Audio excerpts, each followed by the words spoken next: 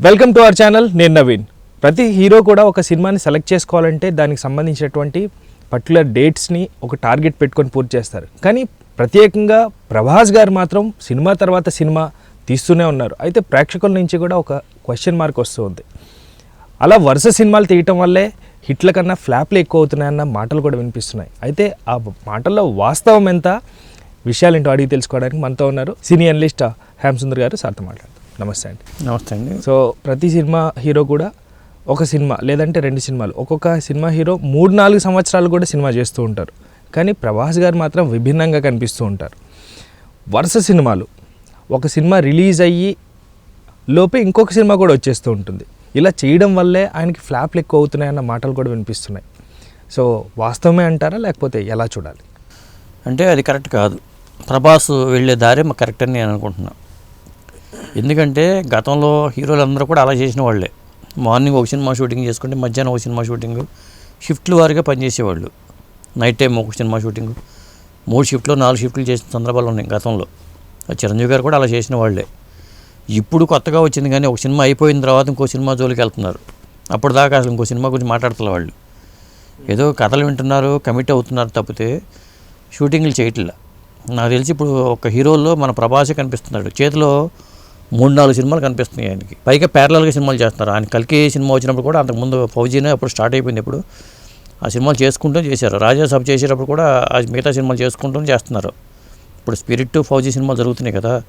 రాజాసాబు మరి ఒక పక్కన రిలీజ్ దగ్గర అవుతున్నప్పుడు ఇది చేస్తూ అవి కూడా చేశారు. అట్లా చేయటం వల్ల ఏమవుతుందంటే గ్యాప్ ఉండదు. సంవత్సరానికి 2-3 సినిమాలు రిలీజ్ అవుతాయి. ఖచ్చితంగా సంవత్సరానికి 2 సినిమాలు రిలీజ్ అవుతాయి. అలాంటి పెద్ద hero, pan India hero, market ఉన్న హీరో ఒకేసారి 2-3 సినిమాలు చేయటం అనేది కరెక్ట్ పద్ధతి. హిట్ ఫ్లాప్ అనేది ఎవరి చేతిలోనూ ఉండదు.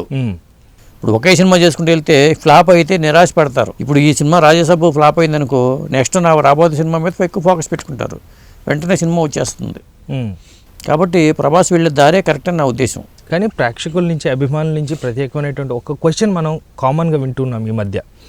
ఇలా వరుసగా సినిమాలు అంటే ఒకేసారి 3-4 ప్రాజెక్టులు తీసుకోవడం, చేయడం ఓకే. కానీ దానిలో పాత్రలు చూస్తే ఒక సినిమాలో పెట్టిన పాత్రని ఇంకొక సినిమాలో సేమ్ చూపించలేం. సో డేట్స్ ప్రాబ్లం అవుతాయి.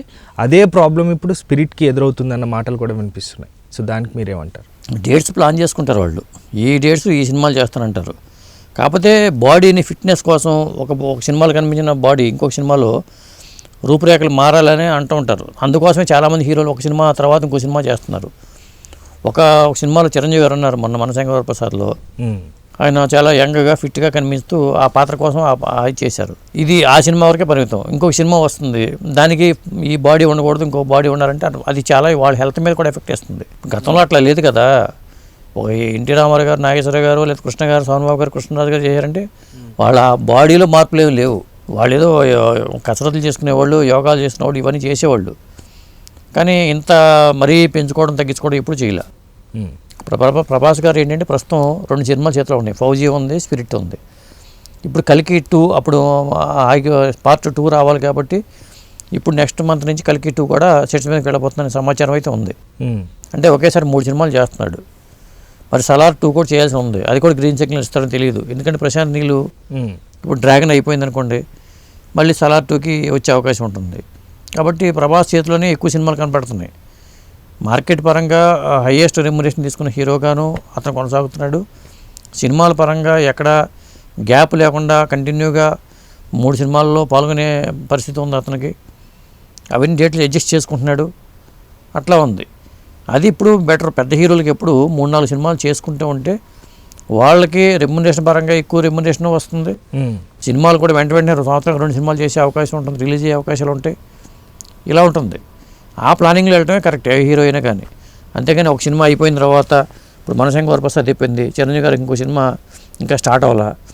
మరి ఎప్పుడు స్టార్ట్ అవుతుంది, అది ఎప్పుడు పూర్తవుతుంది? మరి గతంలో విశ్వంబర ఎప్పుడో చేసిన సినిమా కాబట్టి ఇప్పుడు రిలీజ్ రాబోతుంది. అంత మాత్రాన విశ్వంబర ఒక సినిమా తర్వాత ఒక సినిమా చేసుకుంటూ వచ్చారు చిరంజీవి గారు కూడా. బాలకృష్ణ గారు కూడా అదే ప్యాటర్న్లో వెళ్తున్నారు. ఒక సినిమా తర్వాత ఒక సినిమానే వెళ్తున్నారు. ఒకేసారి 2-3 సినిమాలు చేయట్లా. నాగార్జున గారు కూడా అదే పద్ధతిలో వెళ్తున్నారు. వెంకటేష్ గారు అదే పద్ధతిలో వెళ్తున్నారు. ఒక ప్రభాస్ మాత్రమే చేతులు ఎక్కువ సినిమాలతో ఉన్న హీరోగా ప్రభాస్నే చూడాలి. అయితే ఇంకొక ప్రశ్న కూడా మనం వింటూ ఉన్నాం సార్. బాహుబలి తర్వాత అంతటి హిట్ కొట్టారా అంటే కూడా ప్రేక్షకులు ఆ నిరుత్సాహం కనిపిస్తుంది, ఎంత అభిమానులైనా కూడా అన్న మాట కూడా మనకు వినిపిస్తోంది. ప్రేక్షకులకి సరిపోయేంత భోజనం పెట్టలేదు, ఐ మీన్ విందు లాంటి భోజనం కనపడలేదు అనే విమర్శ కూడా మనకు వినిపిస్తుంది. వాస్తవమేనా? మీరు అన్నది నిజమే. అంటే బాహుబలి ఇప్పుడు ఒక పెద్ద సినిమా వచ్చిన తర్వాత ఆ సినిమా అంచనాలను వేరే సినిమా అందుకోవడం అనేది చాలా కష్టం. ఇప్పుడు బాహుబలి స్థాయిలో అన్ని సినిమాలు ఆడాలంటే అది సాధ్యమయ్యే పని కూడా కాదు. కాబట్టి అట్లా కంపేర్ చేయకూడదు కూడా. ఇప్పుడు సలారు నాట్ బ్యాడ్ అనుకున్న రేంజ్ రాలా జనంగా చెప్పాలంటే. ఇటు వచ్చి రాజాసాబ్ సినిమాని ఆయన అసలు ఒప్పుకొని ఉండకుంటే పోయేది. అది ఒప్పుకోవటమే ఆయన చేసిన పొరపాటు చెప్పొచ్చు. కాబట్టి మనకేంటంటే ప్రభాస్కి హిట్లు బాహుబలి అంత హిట్ రాలేదు అంటే తర్వాత వచ్చిన సాహో ఆడలేదు, రాధేశ్యామ సాహో హిందీలో హిట్టే, తెలుగులో పెద్దగా ఆడలా. అలాగే రాధేశ్యామ సినిమా అది ఫ్లాప్ అయింది. ఇట్లా అంటే అది ఆయన తప్పేం కాదు. ఆయన సినిమాలు చేసుకుంటూ వెళ్తున్నారు, ఆయన పాత్ర వరకు ఆయన న్యాయం చేస్తున్నారు లేదా అంతవరకు. దీనికి సంబంధం లేదు చెప్పుకోవాలంటే. కథాపరంగా రాజసాబు సినిమా ఒప్పుకోవడం అంటే మారుతికి అవకాశం ఇవ్వడం వరకు ఆయన అంటే వేరియేషన్ కోసం చేసి ఉండొచ్చు అనిపిస్తుంది నాకు. లేకపోతే జనరల్గా ప్రభాస్ లాంటి హీరో మారుతి లాంటి డైరెక్టర్కి అవకాశం ఇవ్వడం అనేది ఒక గ్రేటు. తన స్థాయిని తగ్గించుకుని మరీ ఆయన డేట్స్ ఇచ్చారు. ఫలితం కూడా అలాగే వచ్చింది. కాబట్టి కాకపోతే బాహుబలి లాంటి హిట్ కోసం రేపు ఫౌజీ అవ్వచ్చు, స్పిరిట్ అవ్వచ్చు, చెప్పలేము. ఫౌజీ డైరెక్టరు మరి మంచి డైరెక్టరే, స్పిరిట్ డైరెక్టరు మంచి డైరెక్టరే. కల్కి నాగాశ్విన్, ఇప్పుడు కల్కి గతంలో హిట్ అయింది, దాని సీక్వెల్ ఇప్పుడు అనుకుంటున్నారు. కాకపోతే దీపికా పదుకొనే బదులు సాయి పల్లవి పేరు వినిపిస్తుంది దాంట్లో. ఇట్లా అది ఎంతవరకు కరెక్ట్? ఒక హీరోయిన్ తీసేసి ఇంకో హీరోయిన్కి అదే పాత్రలు పెట్టడం అనేది కొద్దిగా ఇబ్బందికరంగా అనిపిస్తుంది. సో ప్రభాస్ గారు వరుసగా చేస్తున్న సినిమాలు చూస్తే ఆయన రేంజ్ పెరుగుతూనే ఉంది. అది ఫ్లాప్ అయినా హిట్ అయినా విషయం అలా ఉంది. ఇలాంటి సందర్భంలోనే హీరోయిన్లతో సమస్య వస్తుంది. అంటే ఎవరితో పేర్ చేయాలనే ఈ క్వశ్చన్ మాత్రం ఎప్పటికీ కూడా ఉంటుంది అనేది డైరెక్టర్ క్వశ్చన్. సో ఇది సెట్ అవుతుందా అండి? నిజంగా అంత ప్రాబ్లం ఫేస్ చేస్తున్నారా? అంటే ఏ హీరోయిన్ పెట్టాలి, ఎవరున్నారు ప్రస్తుతం అన్నట్టుగా.